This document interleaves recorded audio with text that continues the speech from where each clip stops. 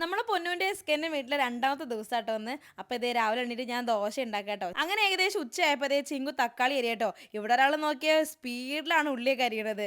സംഭവം വേറെ ഒന്നല്ല, ഉച്ചയ്ക്ക് നെയ്ച്ചോറും കോഴിക്കറി ഉണ്ടാക്കാന്ന് വിചാരിച്ചു. പൊന്നു പിന്നെ കുക്കിങ്ങിന്റെ കാര്യത്തിൽ എക്സ്പേർട്ട് ആട്ടോ. അവള് ഫുഡൊക്കെ ഉണ്ടാക്കി സത്യം പറഞ്ഞാൽ നല്ല ടേസ്റ്റ് ആട്ടോ കഴിക്കാൻ. ഉള്ളി തക്കാളി കരിഞ്ഞതിന് ശേഷം അവളുടെ പണി തുടങ്ങിട്ടോ. പിന്നെ അതേ നെയ്ച്ചോറിനുള്ള അരിയൊക്കെ കഴുകിട്ടു. അങ്ങനെ നമ്മളെ നെയ്ച്ചോറും കോഴിക്കറി റെഡി ആയിട്ടോ. അടിപൊളിയായിരുന്നു സംഭവം. ഇനി ഒന്ന് പുറത്തു പോകണം. അപ്പൊ ഞാൻ എന്റെ ഫേസ് ഒന്ന് സ്ക്രബ് ചെയ്യുന്നുണ്ട്. പോണത് വേറെ അങ്ങോട്ടല്ല, ബീച്ചിലേക്കാണ് കേട്ടോ. അപ്പൊ എസ് കെ ദേ ബാക്കിലുണ്ട്, തനിക്കുട്ടി അവരെ കൂടെ തന്നെ ഉണ്ട്. അപ്പൊ ഞങ്ങൾ ഇത് ഇങ്ങനെ പോയിക്കൊണ്ടിരിക്കുകയാണ്. എന്നും നമ്മൾ പോണത് കോഴിക്കോട് ബീച്ചിലേക്കല്ലേ, ഇന്ന് നമ്മൾ വന്നത് മലപ്പുറത്തുള്ള ബീച്ചിലേക്ക് കേട്ടോ.